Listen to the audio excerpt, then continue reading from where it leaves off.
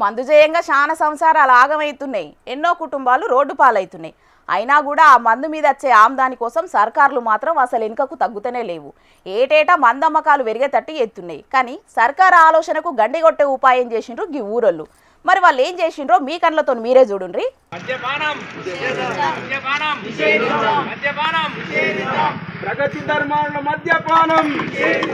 ఓష్ని బంగారం అసొంటి మందు నేలపాలు చేస్తున్నారని మందుబాబులకు నాలికలు లపలపలాడుతున్నాయి కావచ్చు గాని అసొంటోళ్లకు మందు కండ్ల పడ్డా నాలిక గుంజొద్దని మద్యాన్ని నిషేధించే ఉపాయం చేసిర్రిల్లు.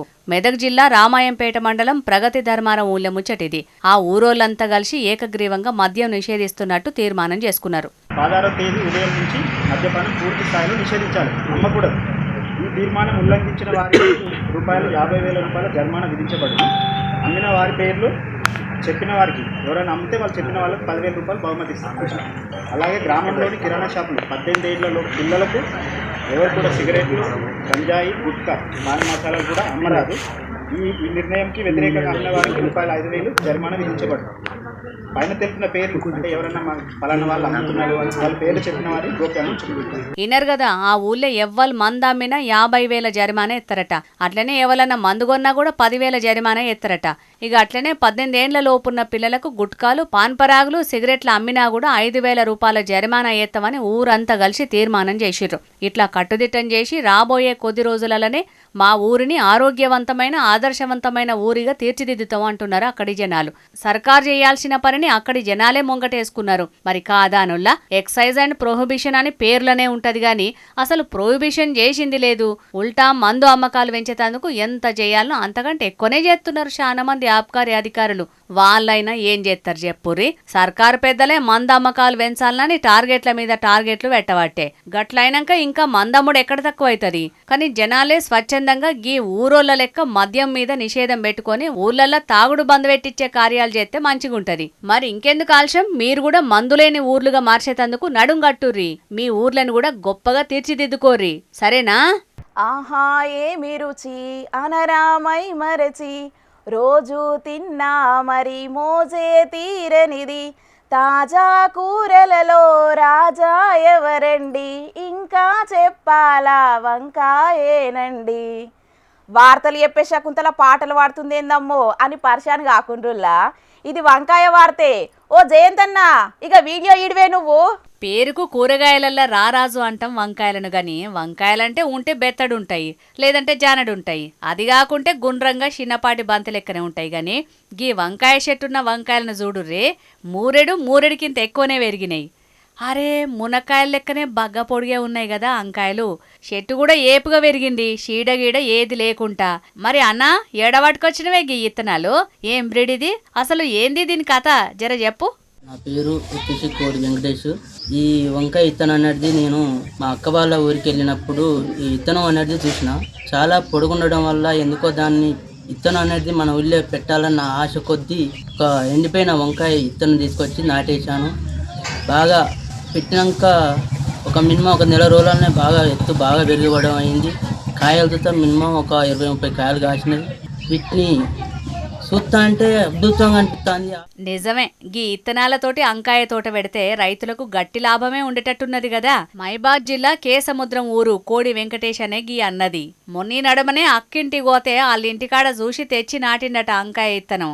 నాటిన నెల రోజులలోనే పూత ఊసి కాతగాసిందట. 15 ఇంచుల పొడవు ఉన్నది ఒక్కోటి. కోతగోసే టైంకు 1 కిలో బరువు ఉండే అవకాశం ఉన్నదట.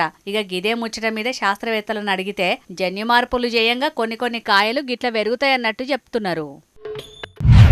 పిల్లగాండ్లు ఆటలల్లో ముంగట పడాలని ఆడాడ ఆటలో పోటీలు పెడతారు. సీనియర్ ఆటగాళ్ల పేరు మీద, జీవిడిషన్ల పేరు మీద టోర్నమెంట్లు పెట్టి సౌలతులు చేసి పిల్లగాండ్లు ఆటలలో మెరిసేటట్టు చేస్తారు.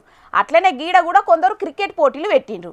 మరి ఆ పోటీలు దేనికోసం నడిచినాయి, ఎట్లా సాగినాయో వార్తలకు పోయి పూరాగా చూద్దాం పాండ్రి.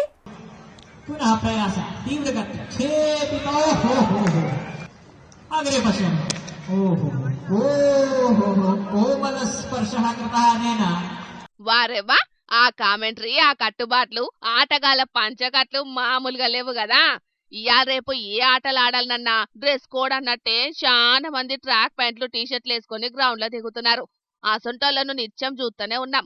కానీ మధ్యప్రదేశ్ దిక్కు భోపాల్ కాడ వీళ్ళు వెరైటీగా ఆలోచన చేసిండ్రు. టైట్ బట్టలు బయటి దేశపు ఫ్యాంట్లను కాకుండా దోతులు కుర్తాలతోని ఫీల్డ్ మీదకి వచ్చిండ్రు.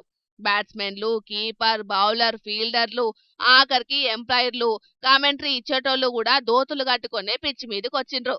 अपरस्मिन् अमितः उभयोः निर्णायकौ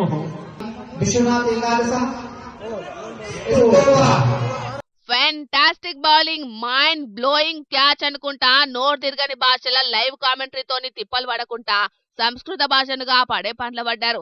కామెంటరీని సంస్కృతంలో వినిపించి అటు దిక్కు సంస్కృత భాష పతార ఇంకింత పెరిగేటట్టు చేస్తున్నారు. భోపాల్ దిక్కు ఆటగాళ్లకు, గుళ్ళల్లా పూజలు చేసే పూజార్లకు మహర్షి మైత్రి క్రికెట్ టోర్నమెంట్ పెట్టి క్రికెట్ ఆడిపించిండ్రు.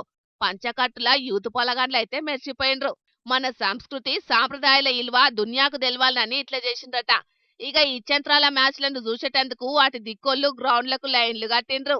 సంస్కృతి సాంప్రదాయాల పేరు మీద ఆ కట్టె చెప్పులు వేసుకోలేదు నయ్యం. ఊరకలేక ఎంత తిప్పలు పడాల్సి వచ్చినో ఏమో పోన్రి.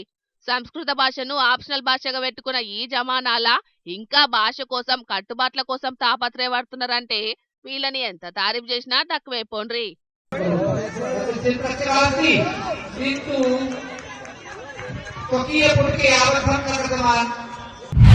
ఆ పబ్లిక్ ఇప్పుడు మా రాముల తాత చెయ్యాల కదా, మరి పెద్ద మనిషి ఏ మిగరం పట్టుకొస్తాడు ఆర్చుకుందాం పాండ్రుల్లా. తాత ఏంది అయ్యాలి సంగతి? ఉండే నువ్వే ఉండి ఇంట్లో. నేను ఏ రామేశ్వరమో శనేశ్వరమో పోతా, నీతోటి ఏ గిత్తుడు అయితలేదు. నీతోటి నిన్ను పెళ్లి చేసుకున్న కానించలే నాకు ఇదే సరే. అదే బయటనేమో పెద్ద మనిషిని అయితే, ఇంట్లోనేమో తోలుబొమ్మని అవుతుంది.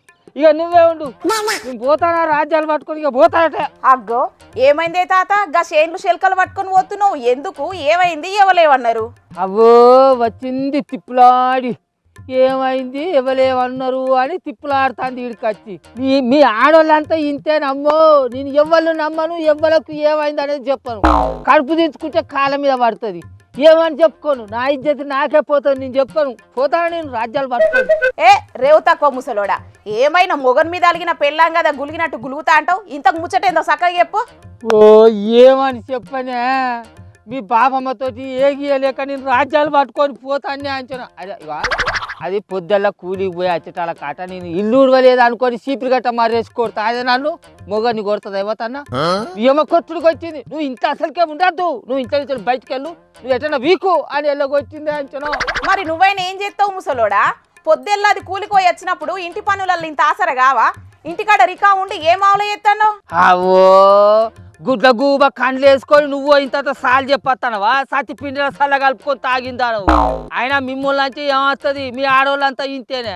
నా రాత చక్కగా లేదు, నాకు నేను ఒత్తుకొని ఊకుడే ఉత్తమం. ఆయన ముసలిదానికి ఏమందవటనే ఇల్లు ఉడవకుంటేనే ఇంట్లో నుంచి వెళ్ళగొడుతుందా? ఈ ఒక్క పనే నానే తల్లి. నేను కూరగాయలు కోసిస్తేనే అది కూర వండుతుంది. నేను బాసన్లు తోమి కడిగిస్తేనే అది బువ్వ కూర వండుతుంది. నేను ఇల్లు వాకిలు ఊడితేనే అలుకు చల్లుతుందే. పెద్ద మనిషిని కాబట్టి బయట ఎవ్వలకు చెప్పుకోకుండా లోపట్నే ఒత్తుకొని ఇజ్జతికి మూసుకొని ఊకుంటానా. ఎవరికి చెప్పుకుంటున్నది నా రాత, నా బాధ. వామ్మో మీ పంచాది పెద్దగానే ఉన్నదేమే. అయినా మీరిద్దరు వయసోళ్ళు అనుకుంటానులా అని కాటికి కాలు చాపిన గీడులా ఈ పంచాదులు ఎందుకు చెప్పు? ఆ ముచ్చట నాకు కాదు, నీ బాపమ్మకు చెప్పుకో. అరే అది ఏమైనా ఇంత పనులు కానీ బయట చిలకల కాడ పనులు కానీ వంతులు పెడతా అంటే ఆయన. ఇగో ఈ పని నువ్వు చేయాలి, ఈ పని నేను చేస్తా, ఇగో ఇది నువ్వు మోయాలి, ఇది నేను మోస్తా. అరే అది ఆ పిల్లం, నేను ఆ పిల్లాన్ని. నేను మొగోనికి పనులు చెప్పే పిల్ల ఉంటుంది ఎక్కడన్నా? ఇద్దరం సమానమేనా చెప్పు? సిగ్గున్నదా జీడిగింజ అంటే నల్లగున్న నాకేం సిగ్గు అన్నదేట. అన్నట్టు తన్నినా నీకు మాత్రం సిగ్గత్తలేదు. నీ ఇంటి పనులు వేసుకున్నట్లా పెళ్ళాం మొగుడు అనే వ్యత్యాసమేందే? ఇద్దరు కలిసి ఎత్తేనే శాతం ముంగటికి పోతుంది. ఆ సోయలేదా నీకు? అబ్బర కొడుక, నిన్న మొన్న పుట్టింది కూడా నాకు సాల్ చెప్పే కాడికి వచ్చింది అంటే ఇక ఎందుకు నా బతుకులమ్మా నువ్వు వాడా. నేను బతకా, నాకు అద్దిగా అని అసలుకే అద్దు. నేను దానికి ఇవ్వాలి ఎంబడే ఇడుపు కాగితం రాసిస్తా, దాని సంద నాది బతుకువాను. దానికి నేను ఇవాళ ఇడాకులు ఇస్తా. మీరు నాకు చెప్పేటోళ్ళు అయిందాలే. నా లెవెల్ ఏంది, నా కథ ఏంది?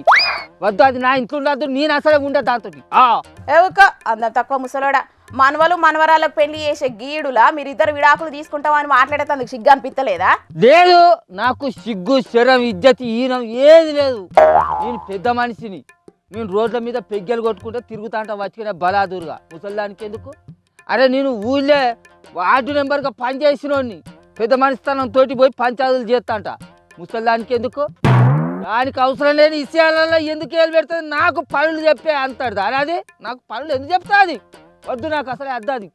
ఇడుపు కాగితం ఇచ్చుడే, దాన్ని ఇడాకులు తీసుకొని పొమ్మని చెప్పు. కుక్క బెదిరించి చెప్పెత్తుకపోయినట్టు ఏమో లావు బెదిరిస్తానో ముసలోడా. ఇంటికాడ బిర్రుగా తిని రికామ్ కూర్చునే నీకే ఇంత టెంపర్ ఉంటే పొద్దంతా కూలో నాలో వేసి ఇంటికొచ్చి పనులు చేసే ముసల్దానికి ఎంత బాధ ఉండాలి చెప్పు. విడాకులు ఇత్తి మేము ముసల్దాన్ని పట్టణాన్ని తీసుకొచ్చి సాదుకుంటాం. అబ్బా కొడుకు, ఈ షిప్రేట్కి వెళ్తే నిజంగానే అన్నట్టు ఆ ముసలిదాన్ని హైదరాబాద్ తీసుకుపోయి ఉంచుకుంటారు. పొద్దు మాపు నాకు కూడు కూడా అంటిపెట్టాడు, ఎవడు గచ్చుకున్నాడు. అప్పుడు నా బతుకంతా ఎండుల్లోనే అవుతుంది. కుక్కలు చింపిన ఇత్తారు అయిపోతుంది నా బతుకంతా. వద్దద్దు, దాన్ని తీసుకుపోని వద్దు ముసలిదాన్ని. అగ్గో ముసల్దాన్ని తీసుకుపోతానంగానే నోట్ల నుంచి వెళ్ళి మాట వెళ్తలేదు ముసలోడా. ఏమో లోపట గులుగుతానో బయటికి చెప్పరాదు. ఏం లేదు పిల్ల, ఇప్పుడు ముసలిదానికి ఇడాకులు ఇచ్చి నేను ఇంకో పెళ్లి చేసుకునేది ఉంటే ఎంత ఖర్చు అవుతుంది ఏంది అనేది లోపల లెక్కలేసుకుంటాను గంతే. అవ్వో నీ అందం మంగడవోను కదనయ్యా. ముందుగా మాకు సంబంధాలు చూసి పెళ్లిళ్ళు చేయి. అమ్మరా నాయనో, ముసలిది నాకు పనులు చెప్తాంది, 24 గంటలు నన్ను సతాయిస్తుందని చెప్పి కోర్టుకు పోయి ఇడాకులు తీసుకుందాం అనుకున్నా. కానీ అబ్బో, ఇక్కడ నేను కళ్ళు తెరుచుకున్నా కాబట్టి మంచిది అయిపోయింది. లేకుంటే నా బతుకంతా బజార్ బతికే అయిపో. కుక్క కదా ఇల్లు తిరిగి అడక తిన్నట్టు అయిపో నా బతుకు. చదువుకున్నా జైలిన తెలుసుకున్నా. గిట్లనే భార్య వంట ఎత్తలేదని భర్త విడాకులు కావాలని కోర్టుకు పోతే ఒక అన్నకు కోర్టు గట్టిగానే గడ్డి పెట్టింది. భార్య వంట చేయకపోవడం నేరం ఎట్లయితుంది అయ్యా? ఇద్దరు ఉద్యోగాలు చేస్తున్నప్పుడు ఇంట్లో పనులు కూడా కలిసి చేసుకోవాలి. కానీ వంట ఎత్తలేదు, తల్లికి సాయం చేస్తలేదని విడాకులు ఎట్లా అడుగుతావు చెప్పని గట్టిగానే మందలిచ్చింది కోర్టు. అబ్బో, ఈ లెక్కన నేనే నయం. అక్కడ ఇద్దరు భార్య భర్తలు పనులు చేస్తేనే కోర్టు జర్రంతా మందలిచ్చి ఇడిచిపెట్టింది. అదే నన్ను ఏదంటే, అరే నువ్వు ఇంట్లో ఇరగ తినుకుంటా రికాం కూర్చొని ఏం బీక్తానవరా ముసలోడా అని చెప్పి చెప్పనుకొని చంపినా చంపు ఆ కోర్టు పెద్ద సారు. అయ్యో నాయనో, ఇంకా నేను కోర్టుకు పోలే. ఇప్పటికైనా కూడా ముసలి చెప్పినట్టే విని మలుసుకొని ఇంట్లో ఉండాలి. కానీ లేకుంటే ఇబ్బంది అవుతుంది. కలిసి ఉంటేనే కలదు సుఖం అని ఆనాడు మా తాత ముత్తాతలు వాటికనే చెప్పిర్రా. సరేగా బుజ్జి, ఇక నీకు కలవడతలేదు, ఇక నేను ఇంటికే పోతానా? అదేం లేదు, ఇక రంది పెట్టుకో. ఏటు రాజ్యాలు పట్టుకొని పోతున్నావా? ముసలిది చెప్పిన పనులు చేసేటందుకు పోతున్నావా? మనిషి అన్నాక ఇవన్నీ తెలిసి కూడా రాజ్యాలు పట్టుకొని పోతాడా? పెళ్ళాన్ని పట్టుకొనే ఉంటాడు. అసలు పెళ్లి చేసుకున్నాడే నా బుజ్జి ఎక్కువ. అప్పులేని సో ఇప్పుడైతే ఏం లాభం చెప్పు. నా భార్య వంట ఎత్తలేదు, నా తల్లికి సాయం అయితలేదు, ఎక్కువ రోజులు నాతో ఉండకుండా అవ్వగారింటికే పోయింది కాబట్టి నాకు విడాకులు కావాలని ఒక అన్న కోర్టు మెట్లెక్కితే కోర్టు గట్టిగానే అందుకున్నది. అత్తకు సాయం చేయకపోవడం, పొద్దుటీలి వంట చేయకపోవడం క్రూరత్వం కాదు. జీవితంలో చిన్న గొడవలు వస్తాయి. గాయంత దానికి వీటిని భూతద్దంలో చూసి కుటుంబాలు విడిపోవద్దని కోర్టు మందలిచ్చింది. కాబట్టి చిన్న దానికే మనస్పర్ధాలు పెంచుకొని బంధాలను దూరం చేసుకోకుండ్రి. కలిసి ఉంటే కలదు సుఖమని చెప్పిన పెద్దల మాటలను ఎప్పటికీ మొదలు పెట్టుకోండి, సరేనా? మన జోర్దార్ వార్తల్లో బంగారం స్మగ్లింగ్ గురించి చెప్పుకున్నాం, ఎర్రచందనం స్మగ్లింగ్ గురించి చెప్పుకున్నాం, మత్తు పదార్థాలు, ఆయుధాలు, నకిలీ వస్తువుల స్మగ్లింగ్ గురించి కూడా చెప్పుకున్నాం. ఇది వరకు చూసి మీకు కూడా బోరు కొడుతుండొచ్చు స్మగ్లింగ్ వార్తలు చెయ్యంగా. అందుకే ఇప్పుడు ఒక కొత్త స్మగ్లింగ్ వార్తను పట్టుకొచ్చినాం. తయారుగా ఉన్నారు కదా? అయితే పారి మరిగా. అగో అన్ని అట్టి సిలికమ్మలే, అమ్మ కొట్టిందని బ్యాగుల జాక్కునే అనుకునేరు. లే, మహమ్మద్ జుహీద్ అనేటోడు చేయంగా వచ్చింది పాపం వీటికి కష్టం. అరుదైన సిలికలటగివి కొన్ని దేశాల లక్షల విలువ ఎత్తాయట వీటికి. అందుకే స్మగ్లింగ్ చేస్తున్నాడు ఈ బయటవాజిగాడు. పశ్చిమ బెంగాల్ రాష్ట్రం నుంచి ఉత్తరప్రదేశ్ రాష్ట్రం వారణాసికి రైళ్ల పోతా అంటే రైల్వే పోలీసులు తనకి చేయంగా దొరికిండు వీడు. దొంగ కోళ్లు పట్టడం లెక్క అనుమానంగా గండ్ల పడ్డాడట. బ్యాగులు ఏందిరా వారి అని తెరిచి చూస్తే సంచి లోపల రామశిలికల దుకాణమే ఉన్నదోటి. మొత్తం 400 సిలికలట. గన్నిగానం సిలికలను ఇట్లా కొంట పోతే సప్పుడు రాదనుకున్నాడో ఏమో గాని చిన్న బోన్లు సంచుల్లా కుక్కి వాటిని గోస ఉచ్చుకున్నాడు ఈ గోసిగాడు. ఆ సిలికలను పట్టుకొని వన్యప్రాణుల సంరక్షణ చట్టం కింద కేసు రాసి జుహీద్ అనేటోని బొక్కలేసి దీని వెనక ఇంకెవరైనా ఉన్నారా అనే దాని మీద దర్యాప్తు చేస్తున్నారట ఇప్పుడు వారణాసి పోలీసులు. చూడాలే మరి, తీగలాగితే డొంకేమన్నా కదులుతుందో ఎట్లనో మరి. పెద్ద హీరోల కొత్త సినిమాలు విడుదలవుతున్నాయంటే అభిమానుల సంబరం చిన్నగుండది. టాకీస్ల ముంగట భారీ కటౌట్లు కట్టి వాటికి నిలువెత్తు దండలేసి పాలాభిషేకాలు చేసి వారం ముంగటి సుందే జాతర ఎత్తుంటారు. అభిమాన హీరో సినిమా మంచిగా నడవాలని రక్తదానాలు, పండ్ల దానాలు, గుళ్ళకాడ కొబ్బరికాయల మొక్కులు అప్పచెప్పి అభిమానాన్ని దునియాకు చూపెడుతుంటారు. ఇప్పుడు జమానా మారింది. దునియా అంతా చూడకపోతే ఎట్లా అని తీర్ల ఇకమతులు ఎత్తున్నారు. గట్లనే గీడ కొందరు మెగా అభిమానులు దునియా కంట్ల పడే తీర్ల అభిమానాన్ని బయట పెడదామని బయలుదేరిండ్రు. చూడుండ్రి వాళ్ళ అభిమానం ఎట్లున్నదో. వారెవ్వా, మామూలుగా లేదు కదా ఇళ్ళ అభిమానం. మొగుల మీద భూమి మీద ఎవ్వలైనా అభిమాన భక్తిని చూపెడతారు గాని ఎవ్వలు చూపెట్టని తీల్రా నీళ్ల మీద పడవలల్ల అభిమానాన్ని చూపెట్టిండ్రు మెగా అభిమానులు. రాజమండ్రి దిక్కు కొందరు మెగా అభిమానులు మెగాస్టార్ చిరంజీవి సినిమా మన శంకర వరప్రసాద్ గారు విడుదలకు తయారైందని దునియాకు తెలిసేటట్టు చేసిండ్రు. ఇట్లా గోదావరిలో పడవలతోని ర్యాలీగా బయలెల్లి నడమ పడవలను వేర్చిండ్రు. మొగుల మీదకెళ్లి చూస్తే చిరు అని కనబడేటట్టు చేసిండ్రు. దాన్ని డ్రోన్ కెమెరాలతోని వీడియో తీపించుకొని సోషల్ మీడియాలో ఇడిచిండ్రు. అభిమానం చూపెట్టుట్లా మెగా అభిమానుల తర్వాతనే ఎవలైనా అనేటట్టు చేస్తున్నారని మెగా ఫ్యాన్స్ మురిసిపోవుకుంటా షేల్ర మీద షేల్రు కొట్టి సోషల్ మీడియాను షేక్ చేస్తున్నారు. మెగా అభిమానులకైతే సంక్రాంతి పండుగ ముందుగాలనే వచ్చినట్టు అయింది. పోన్రి అభిమానాన్ని చూపెట్టుట్లా మెగా అభిమానులను మించినోళ్ళు లేరనుకుంటా తారీఫ్ చేస్తాండ్రు. ఈ ముచ్చట చూసినట్టు దిక్కు పబ్లిక్. ఇక తెచ్చిన వార్తలన్నీ అయిపోయినాయి. ఇవుల్లా ఇయాల్టి జోర్దార్ వార్తలు మళ్ళొచ్చే జోర్దార్లా మళ్ళీ కలుద్దాం. అప్పటిదాకా చూస్తూనే ఉండండి హెచ్ఎం టీవీ. అట్లనే ఇంక మంచి మంచి వార్తల కోసం హెచ్ఎం టీవీ యూట్యూబ్ ఛానల్ను సబ్స్క్రైబ్ చేసుకోండి. ఇసడు ముచ్చట్లు కూడా మస్తుంటాయి. అన్ని ముచ్చట్లు మీ దాకా చేరాలంటే తప్పకుండా గంట కొట్టుండ్రి, లైక్ చేయండి. ఈ ముచ్చట్ను మీ దోస్తులకు షేర్ చేయండి. ఏమంటున్నాం? సరే మరి, టాటా.